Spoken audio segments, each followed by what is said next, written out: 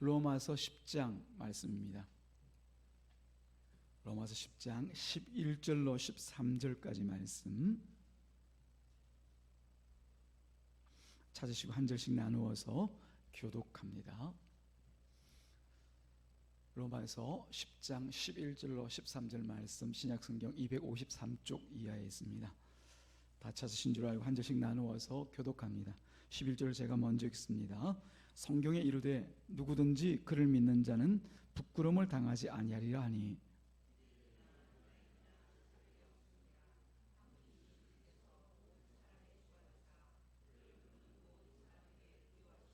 함께 읽습니다. 누구든지 주의 이름을 부르는 자는 구원을 받으리라. 아멘.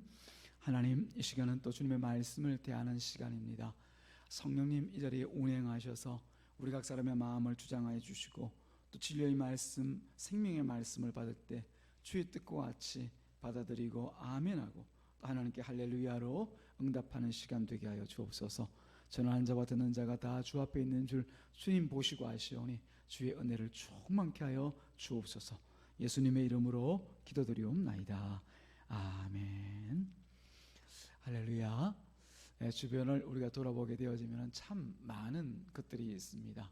많은 것이라고 할 때 거기에는 무생물도 있을 것이고 생물도 있을 것이고 우리와 같은 사람들도 다 포함되어져 있는 것이죠. 하나님께서 창조하신 이 최소한 지구라고 한 이 땅덩어리 안에서만 보더라도 얼마나 많은 그런 피조물들이 존재합니까? 그런데 이 지구상에 있는 모든 피조물 중에서 사람이라고 하는 이 존재를 생각해 볼 때 얼마나 대단합니까? 지능도 가장 뛰어나고 또 보면은 어떻게 보면은 그 하는 일이라고 하는 것이 정말 특히 요즘 와가지고 하는 일이라는 것으로 생각해 보면 과거에는 생각지도 못할 그런 놀라운 일들을 막 해내고 있습니다. 그럴 때마다 과연 참 만물의 영장이다, 만물의 영장이다 라고 하는 이 말이 결코 지나치다고 말할 수 없는 것을 우리가 인정할 수밖에 없습니다. 이런 사람입니다. 그러나 우리와 같은 이런 사람에게 필연적인 반드시 있어야만 되는 그런 약점이 있다는 것이 문제이죠. 약점이 있다는 것이, 그것 때문에 우리는 부끄러움을 느끼고 살아가고 있고 또 한편으로는 그 부끄러움을 쌓고 살아갈 수밖에 없는 것이 우리가 벗어날 수 없는 마치 굴레와 같은 숙명인 것이죠. 우리도 어쩌면 그런 굴레 안에서 지금 매이고 묶이고 그렇게 살아가고 있는지도 모릅니다. 그 이유가 무엇 때문일까요? 사람들 이렇게 대단한 존재인데 머리도 뛰어나고 하는 일을 보면은 정말 하나님만 없으면 정말 우리가 하나님이다 그렇게 말해도 우리가 그냥 모든 걸 다 할 수 있다 그렇게 말해도 부족하지 않을 것 같은 우리 사람인데도 불구하고 이처럼 치명적인 약점이 있다라고 말할 수밖에 없고 그로 인해서 우리가 부끄러움을 느끼면서 살아갈 수밖에 없는 그 이유가 뭐냐 하면은 두 가지 이유 때문에 그렇습니다. 첫 번째는 죄의 문제 때문에 그렇습니다. 이미 다 아시겠지만은 로마서 3장 23절 말씀에 보면은 모든 사람이 죄를 범하였음에 하나님의 영광에 이르지 못하더라 그렇게 말씀을 하고 있습니다. 모든 사람, 예외가 없다는 얘기죠. 모든 사람들이 이 죄 때문에 하나님께 처음 지으신 그 영광 가운데 이르지를 못하더라 라고 하는 거죠. 하나님의 영광 안에서 만물의 영장이라고 칭송받고 그야말로 세상에서 그 이름을 드러내며 살아야 될 이 인간들이, 사람들이 하나님의 영광에 이르지를 못하더라는 겁니다. 이 죄라고 하는 것, 이 죄는 제가 여러 번 말씀을 드렸기 때문에 우리 교우들은 우리가 죄인이라는 사실에 대해서 저는 아니에요라고 얘기할 사람은 없는 줄 압니다. 그럼 이 죄가 미치는 그 영향을 우리가 한번 생각해 볼까요? 이 죄는 끊임없이 우리 사람들을 괴롭혀 왔습니다. 끊임없이요. 단 한순간도 자유롭게 놓아두지 않고 괴롭혀 온 것이죠. 그래서 죄로 인해서 수많은 사람들이 자기 인생을 망치고 또 고통을 벗어나지 못한 채 살아가고 있습니다. 그 현장들을 우리는 마치 파노라마처럼 지나온 역사를 통해서 또 우리가 살아보지는 못하였지만 과거에 일어났던 그 역사의 한 부분들을 우리가 살피고 보면서 공감할 수밖에 없죠. 맞아. 이렇게 살 수밖에 없는 인간이구나. 그 원인이 뭔가 보니까 최소한 우리는 죄 때문이었다는 것을 알 수가 있는 거죠.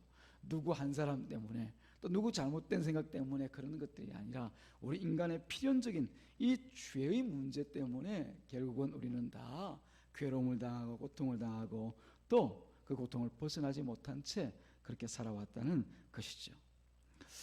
지금 우리의 현실 가운데 나타나는 문제들도 다 마찬가지입니다. 우리 각자가 세상을 보는 그 창을 통하여서 세상을 바라볼 때 뭐 신문도 좋습니다. 인터넷도 좋습니다. 혹은 또 뭐 어떤 다른 뭐 자기가 알고 있는 어떤 루트를 통해서 세상이라는 것을 한번 살펴보시기 바랍니다. 다 보시다가 이 자리에 와 계시겠지만 그럴 때 볼 때 우리 인간의 삶이라고 하는 것이 결코 이 죄를 벗어나 있는 그런 삶이라고 하는 것은 어느 한 구석에도 보이지를 않는다는 것을 알 수가 있어요. 그와 함께 죄로 인해서 당하는 고통과 그 수치의 현장, 어떻게 보면 삶이 망가지고 있는, 우리 인생이 이래서는 안 되는데라고 하는 그런 말이 탄식처럼 나올 수밖에 없는 그런 현장들을 우리는 같이 목격하고 있지 않습니까? 앞으로는 안 그럴까요? 앞으로는 사람들이 더욱더 아름답고 고양된 그런 인격을 가지고 지금 세상과는 다른 그런 세상을 만들어 갈까요? 아니요. 그런 꿈들은 태고로부터 있어 왔지만 한 번도 그런 일들이 이루어지지 않고 우리 눈에 보여지지 않고, 그래서 유토피아라고 얘기하지 않습니까? 없는 세상이라는 거죠. 그런 세상은. 그러나 이 죄가 가져온 가장 심각한 문제는 방금 제가 말씀드린 것 같이 우리가 고통 중에 있고 우리의 삶을 망치고 하는 이런 문제, 우리 감정과 생활과 연관된 문제뿐만 아니라 더 심각하고 중요한 문제를 야기시키고 불러오고 있습니다. 그게 뭐냐면 바로 하나님과의 관계라고 하는 거죠. 우리를 창조하신 분, 하나님과의 관계가 끊어져 버렸습니다. 그래서 사람들은 하나님을 알지 못하고 또 진정한 우리 아버지이신, 물론 우리 육신으로 낳으신 아버지도 계시지만 그러나 우리 실질적인 아버지는 우리를 창조하신 하나님께서 우리 아버지 아닙니까? 진짜 아버지이신 거죠. 그분이 우리 아버지도 만드셨고 아버지도 만드셨고 그리고 우리를 이 땅에 계시게 만드신 하나님이십니다. 이 하나님과의 관계가 끊어졌다. 제가 끊어졌다고 표현하는데 이 두 가지 내용이 포함되어 있습니다. 우선 교제가 끊어졌습니다. 서로 드나들면서 서로 말하면 듣고 알아듣고 또 알아듣는 대로 때로는 순종하고 따라가고 오라면 오고 가라면 가는 이런 서로 간의 교제, 기쁨이 있으면 나누고 슬픔이 있어도 나누고 서로 또 할 일이 있어서 서로 손잡고 가자 그러면 서로 또 교리해서 같이 나가는 이런 교제가 끊어졌다라고 하는 거죠. 교제. 그것은 관계가 완전히 허물어진 상태를 얘기하고 있습니다. 그뿐만 아니라 교통이 끊어진 상태입니다. 교통이라고 하는 것은 서로 간의 왕래를 얘기하죠. 어디에 있든지 서로가 서로를 향하여서 마음을 두고 그리고 필요할 때마다 찾아가고 오고 하는 그런 교통 말입니다. 우리 영적으로 보자면은 기도와 말씀의 자리에서 하나님을 발견할 수 없는 그런 상태가 되어져 버린 것이 바로 지금 우리의 죄 가운데 있는 사람들의 문제, 그 굴레 숙명인 것이죠. 죄는 이처럼 우리 사람들에게 그야말로 가장 심각한 하나님과의 교제가 끊어지는, 교통이 끊어지는 그런 문제를 가져옵니다. 그리고 둘째는 사망의 문제입니다. 여러분 잘 아시는 로마서 6장 23절 말씀 보면은 죄의 삭은 뭐라고요? 사망이요. 죄로 인하여서 그냥 끝나는 것이 아니라는 거죠. 하나님과의 관계가 뭐 끊어지면 그만이지가 아니라는 겁니다. 그 결과로 인하여서 나타날 일이 있는데 그게 바로 사망, 곧 죽음이라고 하는 거죠. 여러분 지금 우리 주변에 사람들이 죽어가고 또 우리도 곧 죽을 것이고 하다 보니까 우리 사람의 죽음이 뭐냐 그냥 당연한 것처럼 여겨지지 않습니까? 그런데 이 죽음은 우리 사람들에게 당연한 것이 아니었어요. 우린 죽음을 모르는 사람이었어요. 그런데 죄로 인하여서 죄의 삭시 사망이라고 하는 이 말씀과 같이 죄로 인하여서 우리가 죽음을 알게 되어지고 곧 우리가 죽게 되어졌습니다. 죽음은 이 죄로 인한 형벌이고 또 돌이킬 수 없는 하나님의 저주예요. 저주. 원래부터 있던 게 아닙니다. 우리 인간의 죄가 저주요 형벌인 이 죽음으로 사람들에게 나타나고 있는 것이죠. 그래서 우리가 죽음의 현장들을 볼 때마다 물론 애통하는 마음도 있지만 이제 나도 곧 저렇게 혹은 또 다른 모양이랄지라도 조만간 죽을 수밖에 없겠구나 라고 하는 사실을 깨달아 알게 되어집니다. 다시 말씀드리면 우리가 두 눈 시퍼렇게 뜨고 멀쩡히 살아있는 것처럼 보이지만 우리는 매일매일 죽음을 경험하고 죽음을 향하여 나아가고 있는 그런 삶을 지금 살아가고 있는 거예요. 그래서 사람은 이 죄의 문제 앞에만 서면 기죽습니다. 옛날에 무슨 코미디 프로에 엄매 기죽어 그러잖아요, 그죠?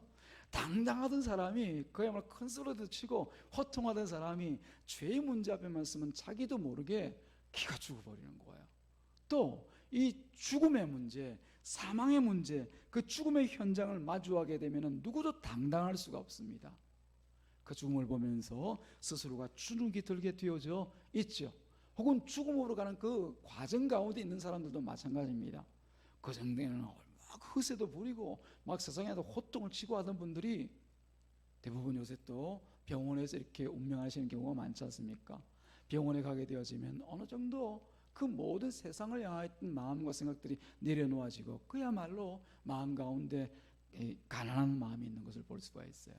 그게 우리 신자들에게는 가난한 마음이지만 그러나 일반 세상 사람들에게는 그게 바로 죽음 앞에서 기가 죽어 있고 또 한편으로는 주눅이 들어있는 그런 모습인 거죠. 죽음이 두려운 거죠. 죽음이 두려운 거죠. 이걸 저는 다른 말로 얘기하자면 바로 부끄러움을 느끼는 상태다라고 얘기를 하고 싶습니다. 우리가 읽었던 말씀과 같이 11절에 어떤 말씀이 있었습니까? 이렇게 말씀하십니다. 11절 말씀입니다. 성경에 이르되 누구든지 그를 믿는 자는 부끄러움을 당하지 아니하리라. 부끄러움을 당하지 않는 사람들도 있는 반면에 세상의 모든 사람들이 사실은 이런 기죽고 주눅들어서 스스로를 부끄럽게 여기면서 살아갈 수밖에 없는 존재라고 하는 것이에요. 뭐 때문이었습니까? 첫째는 죄의 문제 때문이었습니다. 둘째는 죄로 인한 사망, 죽음의 문제 때문이었습니다. 그래서 우리가 엄매 기죽어 주눅들어서 부끄러워하면서 살아갈 수밖에 없는 거예요. 그런데 예수님께서 이 죄의 문제를 해결하기 위해서 우리 가운데 오시잖아요.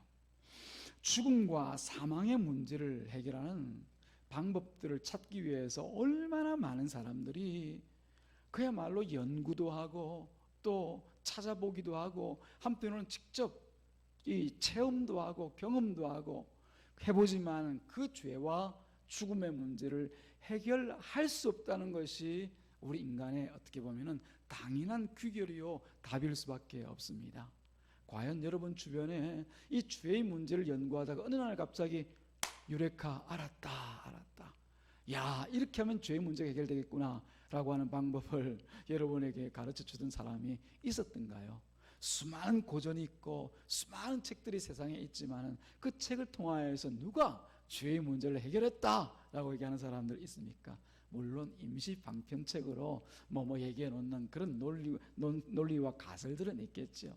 진정한 죄의 해결이 안 된단 말입니다. 왜 제가 이렇게 단언하냐면 그 사람들 가운데 그 책을 말한 사람 가운데 기록한 책을 기록했다 그러죠. 책을 지은 사람 가운데 또 그 자기 학설을 주장하는 사람 가운데 안 죽은 사람이 있어요? 죽지 않은 사람이 있느냐 말입니다. 죄의 문제가 해결되었으면 죽지 않고 살아있어야죠, 그죠? 근데 다 죽잖아요. 다 죽잖아요. 그건 곧 죄의 문제를 해결 못했다는 겁니다. 못하였다고 하는 거죠. 그리고 죽음의 문제를 해결하지 못한 사람들의 그 증거가 바로 우리 주변에 있잖아요.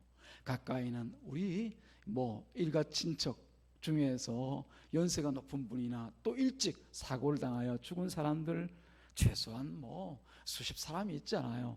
그런 사람들 볼 때 과연 사람이 이 사망의 문제를 해결할 수 있는가? 없습니다 라고 고백할 수밖에 없는 거죠. 그런 우리들을 향하여서 하나님께서 친히 그 문제를 해결해 주시기 위하여서 약속하신 대로 자기의 독생자 예수 그리스도를 이 땅에 보내어 주신단 말입니다. 그래서 이 땅에 오셔서 하신 그 놀라운 일들이 우리 눈에 목격되어지고 성경에 기록되어져 있습니다. 무엇입니까? 바로 죄 없으신 무죄하신 이 예수님께서 죄와 사망의 십자가를 지고 죽임을 당하십니다.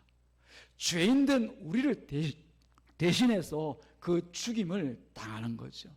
죄가 있어야 죽임을 당하는데 죄가 없으신 예수님께서 십자가 형벌을 받으시고 죽었다는 겁니다. 그러므로 이 십자가의 죽음은 죄인들의 죽음과 같지 않고 죄인들을 살리는 그런 죽음이 되어 죄의 문제를 해결해 주십니다. 그래서 이 죄의 문제를 해결하시고 난 뒤에 우리에게 죽음이 아니라, 사망이 아니라 우리에게 영원한 생명이 있다라고 하는 것을 알게 하시기 위하여서 장사한 지 며칠 만에, 사흘 만에 무덤 문을 열고 나오시는 거예요. 부활하셔서, 살아서, 죽지 않고. 그래서 로마서 6장 23절, 우리가 앞서 묵상한 말씀의 내용입니다마는 그 말씀에 보면은 죄의 삭은 사망이요 하나님의 은사는 그리스도 예수 안에 있는 영생이니라.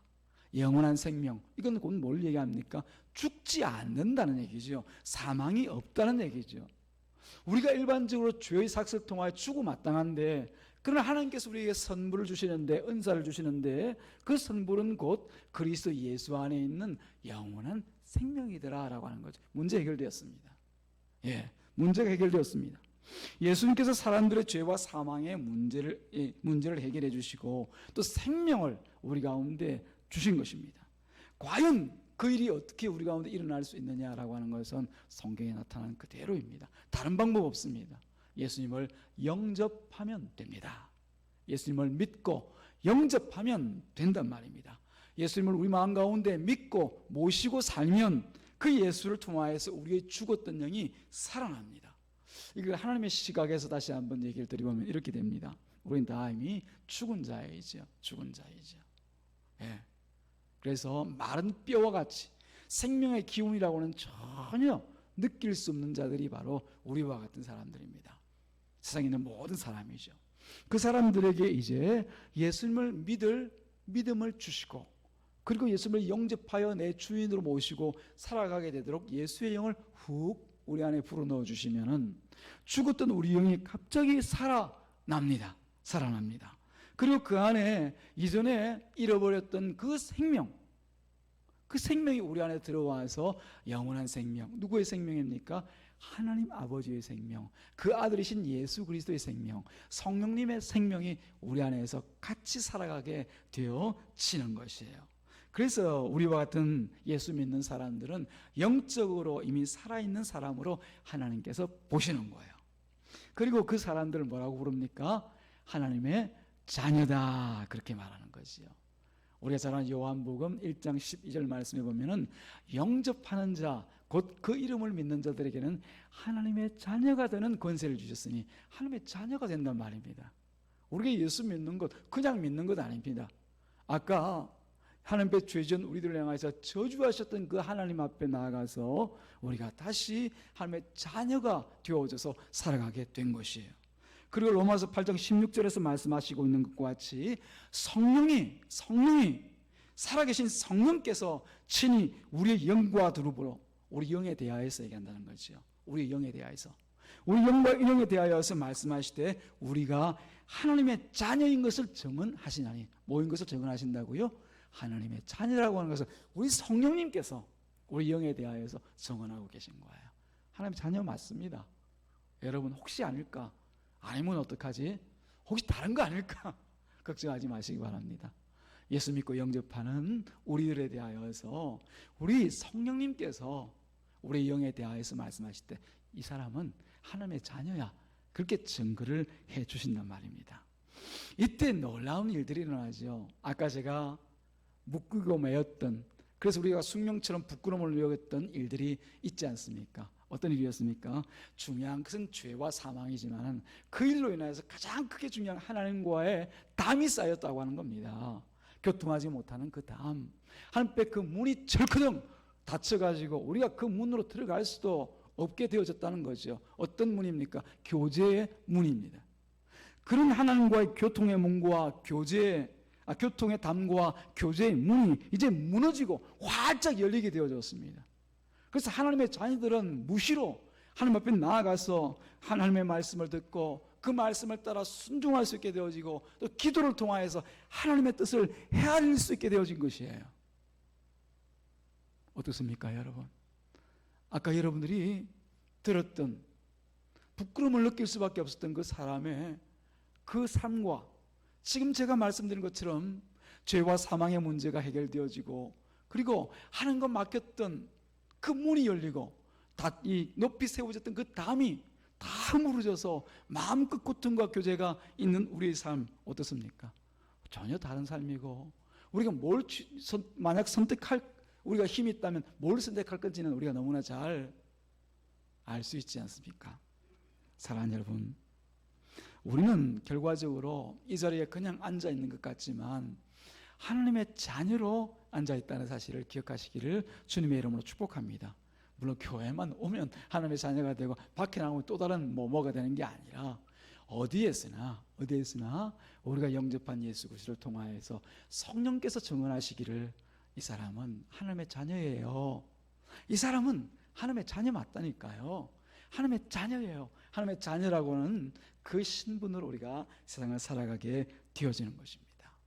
물론 우리에게 더 중요한 것은 하나님의 자녀로서 누리게 되는 이 놀라운 특권, 권세, 하나님의 말씀을 들을 때 우리가 아멘 할 수 있다라고 하는 거죠. 세상 사람들 가운데에서도 성경을 하나의 어떤 책으로 알고 성경을 읽고 또 연구하는 사람들도 있습니다. 예. 여러분 잘 아는 인도의 그야말로 지도자라고 할 수 있는 간디 같은 사람도 성경을 늘 옆에 두고 같이 읽곤 했다고 그러죠. 근데 그 성경의 말씀을 읽고 연구하는 사람들 가운데 어떤 사람들은 우린 당연하게 생각하지만 예수를 믿지 않는 사람들이 있단 말이에요. 간디도 예수 믿지 않고 죽은 사람입니다. 그 외에도 성경을 많이 읽었다고 얘기하는 사람 중에서 예수를 인정하지 않는 사람이 있습니다. 영접하지 않는 것은 물론이고 믿지 않는 것은 물론이고 그 예수는 그냥 선지자 중에 한 사람이다, 그렇게 말하는 사람이 있단 말입니다. 왜 그렇습니까? 믿지 않으니까요. 또 자기 구조를 영접하지 않으니까. 이 사람들에게는 이 말씀이 보이는 것이 아니라 단순히 이 안에 들어와 있는 활자들, 그렇죠? 66권이나 되는 이 그 책 속에 기록되어 있는 활자들만 그들 가운데 와서 자기 머리로 이해하는 거예요. 그들은 하나님의 말씀을 보아도 아는 사람이 아닙니다. 근데 우리는 어떻습니까? 우리의 배움이라고 하는 것은 얼마나 일천합니까? 여기 있는 분들 가운데 고등학교 졸업한 분도 계시고 대학 졸업한 분도 계시고 또 그 위로 또 계시고 하시겠지만 혹은 또 어떤 분들은 기회가 되지 않아서 학교를 다니지 못한 분들도 계시지만 그러나 그런 세상 학문과는 달리 세상 공부했다고 주는 수료증과는 달리 이 자리에 있는 우리 모두는 다 예수를 그리스도라고 믿는 이 성경이 가르치고 있는 그 중요한 핵심 내용을 보면 알잖아요. 들으면 아멘 하잖아요. 그런 능력을 하나님께서 우리 가운데 주신 거예요. 성경의 말씀을 단순한 활자나 책이 아니라 그야말로 하나님의 말씀으로 받아들이고 아멘 하게 만드셨단 말입니다. 사랑하는 여러분, 그래서 여러분들이 하나님의 말씀 여러분 심령 가운데 부딪혀 올 때는 항상 아멘으로 화답을 잘 하시기 바랍니다. 하나님도 반응 보시는 것 좋아요. 하나님께서 우리 마음의 중심을 몰라서 그런 것이 아니라 하나님께서 우리가 기도 안 하면 몰라서 기도하라고 하십니까? 우리 마음의 중심을 표현하라고 하는 거죠. 우리 교회가 너무 점잖해서 어떤 데 보면은 아멘 해야 되는데도 아멘하면 이상할 것 같아. 그래서 막 절제하고 그러시는데 여러분 아멘 하셔도 됩니다. 찬송할 때 또 여러분 뜨거운 마음으로 하나님 높일 마음, 말씀과 기도 안에서 하나님의 뜻을 알게 되고 하나님 앞에 내 믿음의 고백을 하게 될 때는 여러분 박수 치면서 막 찬송하십시오. 전혀 부끄러운 모습이 아닙니다. 그게 사람 앞에 하는 거라고 하면은 좀 과한 행동인 것 같기도 하고 좀 이상한 행동인 것 같기도 해서 부끄러움도 우리가 느끼기도 하겠지만 좀 샤이한 분들 계시잖아요. 부끄러움이 많으신 분들, 그런 분들을 보면 또 가끔 못해요. 근데 그게 아까 우리에게 그 위대한 일을 행하신 예수님 앞에 또 하나님 앞에 우리가 아멘하고 또 박수치고 찬양한 일이라고 하면 우리가 그 앞에서 절제하고 나는 좀 원래 성품이 그럴 거 아니죠. 마음껏 아멘하고 마음껏 박수치고 하나님 앞에 높여드리고 하는 것이지. 말씀과 기도, 그것을 통해서 교통과 교제가 회복되었다라고 하는 것, 그게 우리에게 가장 중요한 일이 아닐 수가 없는 것이죠. 그러나 그럼에도 불구하고 우리 몸은 여전히 우리가 지은 죄의 그 형벌로 인하여서 죽음을 맞이하게 됩니다. 왜? 하나님은 공의로우신 분이기 때문에 그런 것이죠. 우리가 예수 그리스도의 의를 통하여서 하나님께서 지은 그 원죄에 대하여서는 완벽하게 깨끗하게 우리가 손 하나 대지 않고 주님께서 해결해 주셨습니다. 그런데 우리가 그 주님을 믿고 살면서도 여전히 죄를 짓고 살고 있잖아요. 그래서 우리가 오늘 예배 처음 자리에 우리 예수님을 모셔놓고 하나님, 한 주간 동안 이런 죄를 짓고 우리가 살다가 이 자리에 와 있습니다. 우리 이 죄 용서해 주십시오. 주님 앞에 나아가잖아요. 그런 죄가 결국은 용서받지만은 그러나 하나님의 그 의 안에서 이 육신은 여전히 죄의 본성 가운데 있기 때문에 죽음을 당할 수밖에 없습니다. 그러나 우리 몸이 죽는다고 해서 그것으로 끝이 아닙니다. 뭐 간혹 보니까 어떤 영생경과는 그런 이상한 사이비 집단에서는 우리 몸도 안 죽는다 그렇게 얘기하면서 자기가 죽었더라고요. 보니까 그러면 우리가 뭐 취할 바가 아닌 건 이미 제가 뭐 말씀을 드리지 않아도 여러분이 잘 아시고요. 우리 몸이 죽는데 그것이 끝이 아닙니다. 하나님 앞에서 다시 우리는 부활하게 됩니다. 언제요? 예수님께서 다시 오실 그때 그 놀라운 부활이 우리 몸의 부활이 일어나게 됩니다. 그래서 우리가 읽었던 것 같이 로마서 8장 10절 말씀에 보면은 이렇게 기록되어져 있습니다.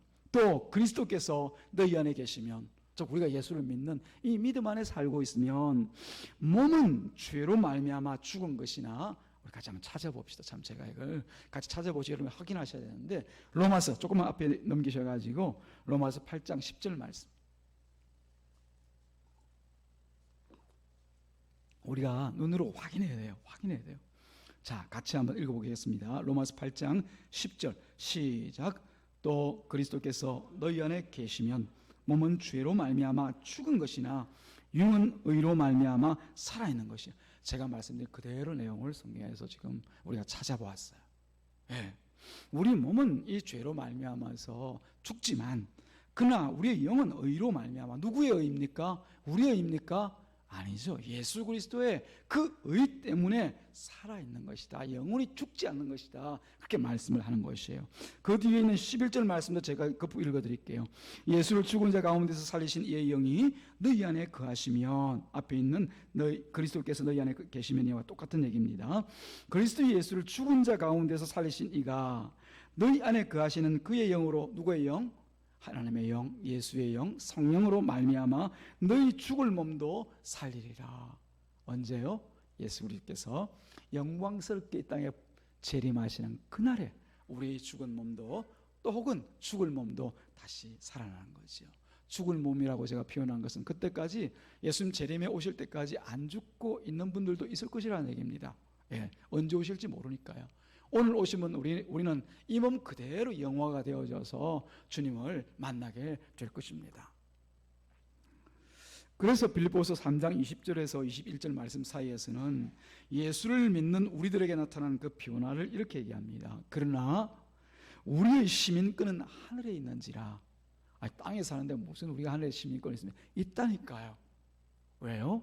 예수님께서 하신 그 일 때문에, 십자가의 죽음과 부활을 통하여서 그를 믿는 우리에게는 그 시민권이, 그 소속이, 그 신분이 하늘에 있다라고 하는 거예요. 그래서 거기로부터 구원하는 자 곧 주 예수 그리스도를 기다리노니 그는 만물을 자기에게 복종하실 수 있는 자의 역사로 우리 낮은 몸을 자기 영광의 몸의 형체와 같이 변하게 하시리라. 우리가 부활하면서 어떤 일이 날지에 대해서는 여러분 마음껏 기대하시고 소망하셔도 좋습니다. 물론 부활할 날만 기다리면서 살아가라는 얘기는 아닙니다. 우리가 이 땅을 살아가면서 많은 일을 만날 때마다, 그때마다 제가 방금 말씀 성경을 통해서 증거해드린 죄와 사망으로부터 우리가 해방되어지고, 그리고 영광스러운 그 부활을 통하여서 하나님의 영광을 함께 나누게 될 것에 대하여서 얼마든지 여러분들이 소망과 희망과 기대를 가지고 사시라고 하는 겁니다. 사랑하는 여러분, 그럼 우리의 진정한 소망은 바로 예수님께서 다시 오시는 날, 그 재림이 될 수밖에 없죠. 죽은 자도 마찬가지입니다. 우리는 죽은 것이 아니라 자는 것이라고 얘기하잖아요. 주님께서 오셔서 깨워주셔야 되니까요. 재림에서 오셔서 그 무덤에 들어간 자, 혹은 화장하여서 산골이 뼈와 모든 것들이 다 산골되어 우리 눈에는 보이지 않는 그런 사람들이라 할지라도 주님의 재림의 날이 되어지면 그 육체가 촉촉촉촉 부활하여서 영광스러운 몸으로, 지금 우리들 몸이 아닙니다, 영화되어진 영광스러운 몸으로 일어나 하나님을, 우리 주님을 영광스럽게 찬양하고 찬송하며 그 앞에서 영광을 돌리게 될 것을 기대하시기를 바랍니다. 이게 바로 오늘날 저와 여러분의 모든 성도들의, 모든 신자들의, 그리고 모든 교회의 진정한 소망입니다. 사랑하는 여러분, 그러므로 우리는 세상의 어떤 것으로도 부끄러움을 느낄 필요가 전혀 없습니다. 왜냐하면 하나님은 이 세상의 어떤 것으로 우리를 판단하지 않으실 것이기 때문에 그렇습니다. 우리 행위를 보지 않기 때문에 그런 것이죠. 이게 바로 우리가 읽었던 오늘 11절 말씀에 표현된 그 말씀 그대로예요. 주를 믿는 자는 부끄러움을 당하지 않게 하신다는 말씀이 제가 방금 말씀드린 그 내용을 통하여서 이미 설명되어 진 걸로 알겠습니다. 우리가 왜 부끄러움을 안 당합니까? 방금 그 내용들입니다. 예수님께서 하신 그 일 때문에, 예수님을 우리가 믿었다는 이 사실 때문에 우리는 결코 하나님 앞에서 부끄러움을 느낄 필요가 없다라고 하는 것이죠. 주를 믿는 자는 부끄러움을 당하지 않게 하신다. 이 말씀이 우리 가운데 진정한 소망이 되기를 주님의 이름으로 축복합니다. 그러나 당시의 그 상황에서 보자면은 주를 믿는다고 하는 것이 너무나 어려운 일이었습니다. 믿는다 이 말하는 게 뭐가 어려워? 아니요, 실제로 보면 굉장히 어려운 일입니다. 누가 그 주인공이냐면 유대인들이 그래요. 이 유대인들은 성경 이사야서 28장 16절에서 말씀하고 있는 바와 같이, 물론 앞에 있는 로마서 9장 33절에도 얘기하지만 이렇게 되어져 있습니다. 내가 걸림돌과 그치는 바위를 시온에 두노니 그를 믿는 자는 부끄러움을 당하지 아니하리라. 여러분 9장 33절 말씀 보셨죠? 여기 기록된 바라고 할 때 이 말씀은 바로 이사야서 28장 16절에 기록된 바거든요. 그 안에 보니까 내가 걸림돌과 그치는 바위를 시온에 두노니 그를 믿는 자는 부끄러움을 당하지 아니하리라, 이렇게 말씀하신단 말이에요. 예언을 증거한 거죠. 여기서 걸림돌과 그치는 바위는 뭘 얘기합니까? 예수님이죠. 아니 예수님이 왜 걸림돌과 그치는 바위입니까? 유대인들에게 있어서 걸림돌이 될 수밖에 없고 또 한편은 그치는 바위가 될 수밖에 없는 것입니다. 시온, 성전이 있는 예루살렘 얘기합니다. 그 예루살렘 중앙에 가장 보기 좋은 곳에 예수님께서 와 계시지만은 그러나 유대인들은 이 예수님을 믿지 않습니다. 왜냐하면 자기 의로 가르쳐 있기 때문에 그런 거죠. 자기 의가 무엇인지 제가 몇 번 말씀을 드려서 아실 겁니다. 율법을 지킴으로써, 율법의 행위로서 나는 의롭다 여기는 그건 말입니다. 그 의로 가득 차 있기 때문에 도저히 예수님께서 내 대신 십자가에 죽어주시고 내 의를 채우시고 그 의로 나는 구원받는다, 그 예수를 믿는다고 하는 것이 믿어지지가 않아요. 그래서 믿으려고도 하지 않았지만 결국 이 사람들은 믿지도 않습니다. 근데 그 중에 믿는 자가 있었습니다. 누구였습니까? 대표적인 사람, 오늘 로마서를 기록하고 있는 바울입니다. 이 바울 여러분 잘 알다시피 그 율법에 의해 미쳐 있는 사람 아니었습니까?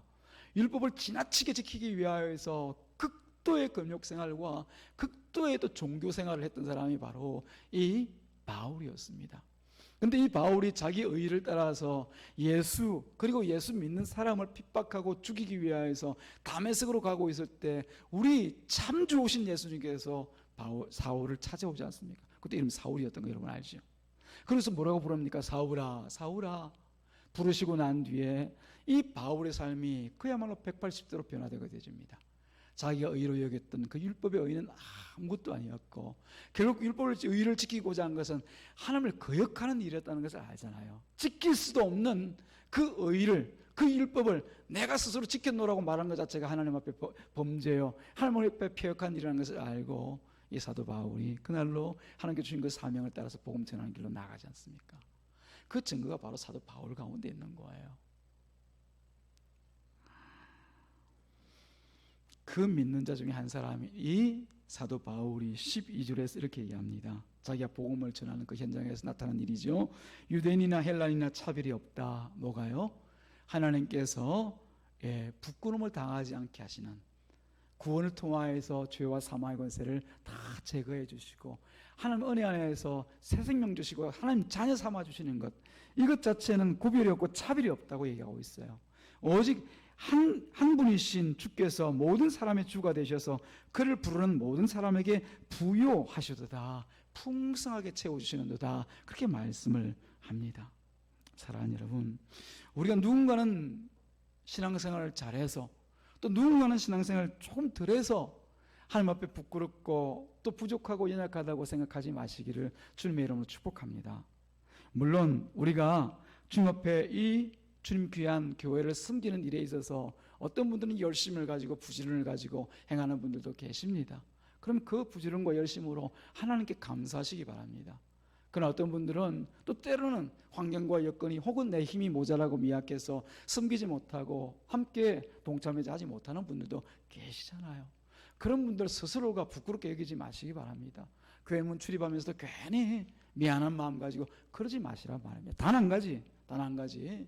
그렇다고 해서 제가 여러분들에게 교회를 위한 봉사 하지 마라, 안 해도 된다, 이 얘기하는 건 아닙니다. 여러분, 그 얘기 아니죠. 우리 교회 공동체는 공동체입니다. 공동체는 누군가는 그 공동체에 문을 여는 사람이 있고 닦고 쓰는 사람이 있고 또 필요한 일들을 위해서 밥을 짓는 사람도 있고 또 성도로 섬기는 일로 또 아이들은 가르치는 일로 하는 일들이 다 있단 말이에요. 누군가 해야 돼요.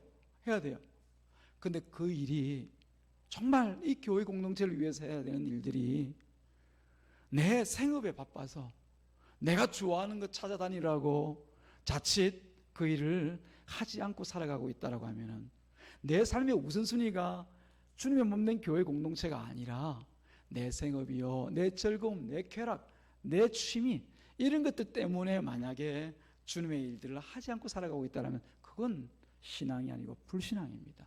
그건 우리 같은 교우들 앞에서 미안하다, 죄송하다, 혹은 목사 보면서 괜히 막 그냥 얼굴을 돌리고 그러지 마시고요. 하나님 앞에 회개할 일입니다. 그렇죠. 하나님은 자신을 주인 삼아 살라고 우리를 부르셨는데 그 주인을 놓고 자기가 주인 돼서 살아가고 있는 삶은 불신앙이고 하나님 앞에 회개할 일이지 않습니까? 그 문제에 대해서 자신이 돌아볼 뿐 다른 어떤 부끄러움을 우리가 가질 필요가 없다라고 하는 것입니다. 사랑하는 여러분, 과연 13절에 말씀되어진 것처럼 누구든지 주의 이름을 부르는 자는 구원을 얻으리라 그렇게 말씀하신 것처럼 이 주님의 이름을 부르는 것은 누군가 특별히 정해져 있는 것이 아닙니다. 예를 들면 자격이 있어서 어떤 사람은 정말 그 사람은 구원 받아야 돼 한다고 해서 되어지는 것이 아니라 처음부터 우리의 신분과 우리의 자격과 우리 모든 남녀노소 빈부귀천 이런 조건에 있어서는 무관한 것이 우리의 부르심과 택함입니다. 하나님께서 자기 주권으로, 절대 주권으로 자기 스스로가 택하여 이 구원의 자리로 부르셨기 때문에 누구든지라고 하는 표현을 쓰는 겁니다. 내가 누구이든지.